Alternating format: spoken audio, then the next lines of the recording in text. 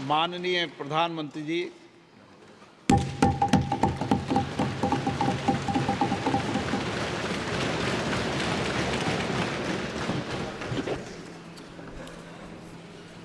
आदरणीय अध्यक्ष महोदय, ये सदन का सौभाग्य है कि आप दूसरी बार इस आसन पर विराजमान हो रहे हैं। आपको और इस पूरे सदन को मेरी तरफ से मैं बहुत बहुत बधाई देता हूं।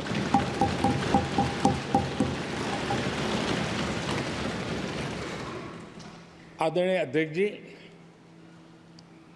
मेरी तरफ से आपको शुभकामनाएं हैं, लेकिन इस पूरे सदन की तरफ से भी आपको अनेक अनेक शुभकामनाएं। अमृत काल के इस महत्वपूर्ण कालखंड में दूसरी बार इस पद पर विराजमान होना बहुत बड़ा दायित्व आपको मिला है और आपका 5 वर्ष का अनुभव और आपके साथ हम लोगों का 5 साल का अनुभव, हम सबका विश्वास है कि आप आने वाले 5 साल हम सबका मार्गदर्शन भी करेंगे और देश की आशा अपेक्षाएं पूर्ण करने के लिए ये सदन अपना दायित्व निभाने में आपकी बहुत बड़ी भूमिका रहेगी।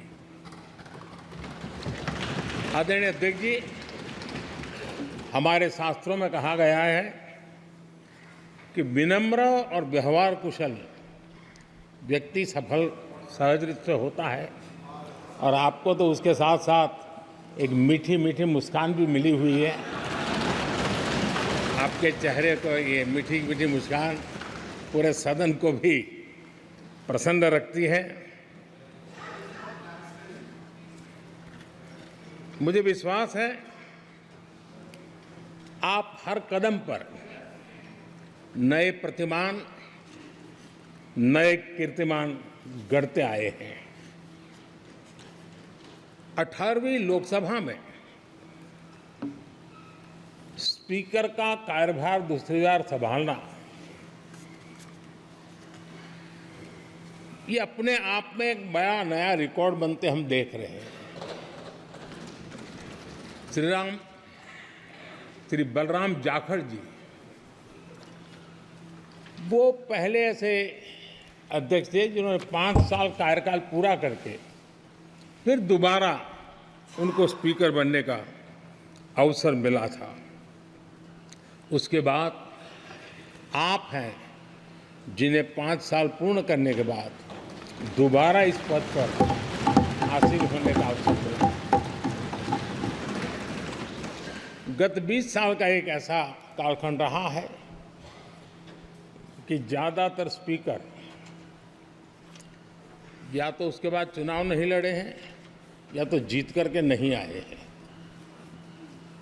आप समझ सकते हैं कि स्पीकर का काम कितना कठिन है कि उसके लिए दोबारा जीतना मुश्किल हो जाता है, लेकिन आप जीत करके आए हैं, इसके लिए एक नया इतिहास आपने गढ़ा। आदरणीय अध्यक्ष जी, इस सदन में ज़्यादातर हमारे सभी माननीय सांसद आपसे परिचित हैं, आपके जीवन से भी परिचित है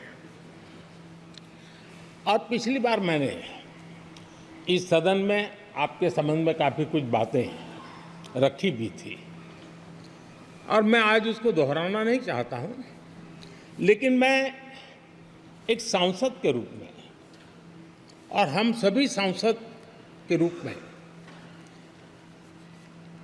आप जिस प्रकार से एक सांसद के नाते काम करते हैं, ये भी जानने योग्य है और बहुत कुछ सीखने योग्य है। मुझे विश्वास है कि आपकी कार्यशैली एज ए सांसद भी हमारे जो फर्स्ट टाइमर सांसद हैं, हमारे युवा सांसद हैं, उनको जरूर प्रेरणा देगी। आपने अपने कार्यक्षेत्र में, संसदीय क्षेत्र में स्वस्थ मां और स्वस्थ शिशु एक कमिटमेंट के साथ जो अभियान चलाया है और सुपोषित मां, इस अभियान को आपने जिस प्रकार से अपने क्षेत्र में प्राथमिकता देकर के खुद को इन्वॉल्व करके किया है, वो वाकई प्रेरक है। आपने कोटा के ग्रामीण क्षेत्रों में हॉस्पिटल ऑन व्हील्स, ये भी एक मानव सेवा का उत्तम काम, जो राजनीतिक कामों के सिवाय करने वाले कामों में आपने चुना है, वो भी अपने आप में गांव-गांव लोगों को स्वास्थ्य सेवाएं पहुंचाने में मदद कर रहा है। आप नियमित रूप से गरीबों को कपड़े, कंबल, मौसम के अनुसार छाता की जरूरत है छाता, जूते, ऐसी अनेक सुविधाएं समाज के आखिरी तबके के जो लोग हैं उनको खोज करके पहुंचाते हैं। खेलों में प्रोत्साहन देना आपके क्षेत्र के युवकों में, यह आपने एक प्राथमिकता के रूप से काम उठाया है। आपके पिछले कार्यकाल में 17वीं लोकसभा में मैं कहता हूं कि संसदीय इतिहास का वो स्वर्णिम कालखंड रहा है। आपकी अध्यक्षता में संसद में जो ऐतिहासिक निर्णय हुए हैं, आपकी अध्यक्षता में सदन के माध्यम से जो सुधार हुए हैं, ये अपने आप में एक सदन की भी और आपकी भी विरासत है। और भविष्य में 70वीं लोकसभा के संबंध में जब विश्लेषण होंगे, उसके विषय में लिखा जाएगा, तो भारत के भविष्य को नई दिशा देने में आपकी अध्यक्षता वाली 70वीं लोकसभा की बहुत बड़ी भूमिका रही है। आदरणीय अध्यक्ष जी, 17वीं लोकसभा में नारी शक्ति वंदन अधिनियम 2023, जम्मू कश्मीर पुनर्गठन विधेयक, भारतीय न्याय संहिता, भारतीय साक्ष्य बिल, भारतीय नागरिक सुरक्षा संहिता, सामाजिक सुरक्षा संहिता, digital personal data protection bill, मुस्लिम महिला विवाह अधिकार संरक्षण विधेयक, transgender persons protection of rights bill, consumer protection bill, direct tax विवाद से विश्वास विधेयक, सामाजिक, आर्थिक और राष्ट्रीय महत्व के ऐसे कितने ही महत्वपूर्ण ऐतिहासिक कानून 17वीं लोकसभा में आपकी अध्यक्षता के अंदर इस सदन ने पारित किए हैं और देश के लिए एक मजबूत नींव बनाई है। जो कार्य आजादी के 70 साल में नहीं हुए, आपकी अध्यक्षता में इस सदन ने इसको करके दिखाया। आदरणीय अध्यक्ष जी, लोकतंत्र की लंबी यात्रा में कई पड़ाव आते हैं। कुछ अवसर ऐसे होते हैं जब हमें कीर्तिमान स्थापित करने का सौभाग्य मिलता है। 17वीं लोकसभा में उपलब्धियां, मुझे पूरा विश्वास है देश आज भी और भविष्य में उसका गौरव करेगा। आज देश अपनी आकांक्षाओं की पूर्ति के लिए भारत को आधुनिक बनाने की दिशा में जब हर तरह से प्रयास हो रहे हैं, मैं मानता हूं कि ये नया संसद भवन भी अमृतकाल के भविष्य को लिखने का काम करेगा और वो भी आपकी अध्यक्षता में। नए संसद भवन में हम सबका प्रवेश आपकी ही अध्यक्षता में हुआ और आपने संसदीय कार्यप्रणाली को प्रभावी और जिम्मेदार बनाने का कई महत्वपूर्ण फैसले लिए हैं और इसलिए लोकतंत्र को मजबूती देने में मदद मिली है। लोकसभा में हम पेपरलेस डिजिटल व्यवस्था से आज काम कर रहे हैं। पहली बार आपने सभी माननीय सांसदों को ब्रीफिंग के लिए एक व्यवस्था खड़ी की। इससे सभी माननीय सांसदों को भी आवश्यक रेफरेंस मटेरियल मिला। उसके कारण सदन की चर्चा अधिक पुष्ट हुई और ये आपका एक अच्छा इनिशिएटिव था जिसने सांसदों में भी विश्वास पैदा किया। हाँ, मैं भी कुछ कह सकता हूँ, मैं भी अपने तर्क दे सकता हूँ, तो एक आपने अच्छी व्यवस्था को विकसित किया है।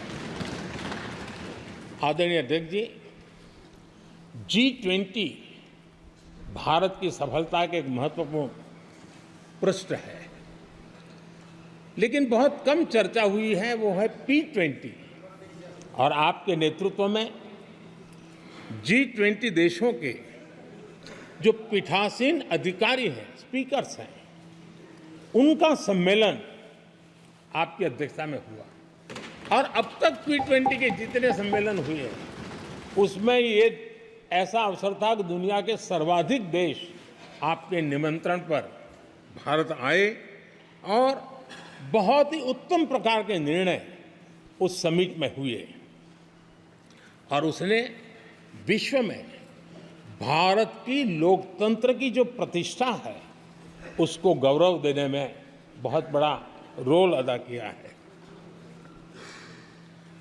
आदरणीय अध्यक्ष जी,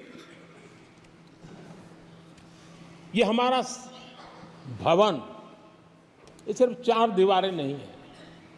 हमारा ये संसद 140 करोड़ देशवासियों की आशा का केंद्र है।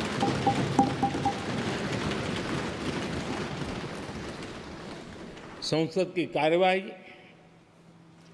जवाबदेही और आचरण हमारे देशवासियों के मन में लोकतंत्र के प्रति जो उनकी निष्ठा है उसको और अधिक मजबूत बनाता है। आपके मार्गदर्शन में 17वीं लोकसभा उसकी प्रोडक्टिविटी 25 साल के हाईएस्ट लेवल पर 97% रही और इसके लिए सब माननीय सदस्य तो अभिनंदन के अधिकारी हैं, लेकिन आप विशेष अभिनंदन के अधिकारी हैं।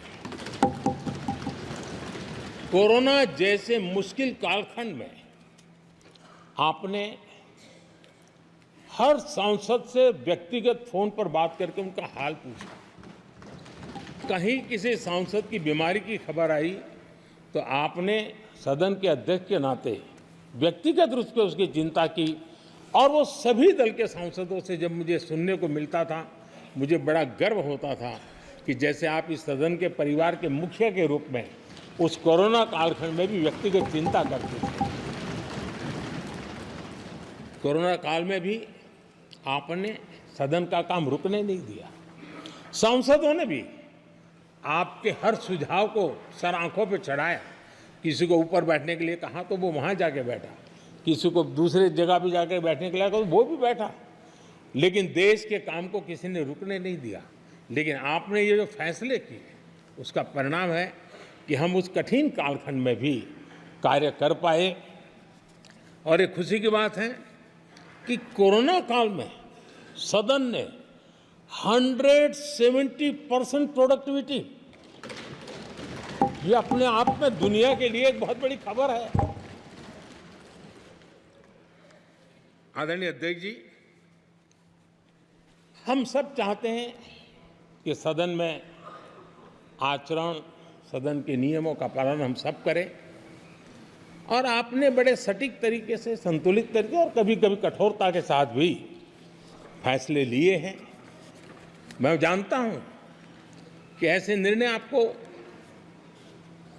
पीड़ा भी देते हैं, लेकिन सदन की गरिमा और व्यक्तिगत पीड़ा में आपने सदन की गरिमा को पसंद किया और सदन की परंपरा को बनाने का प्रयास किया।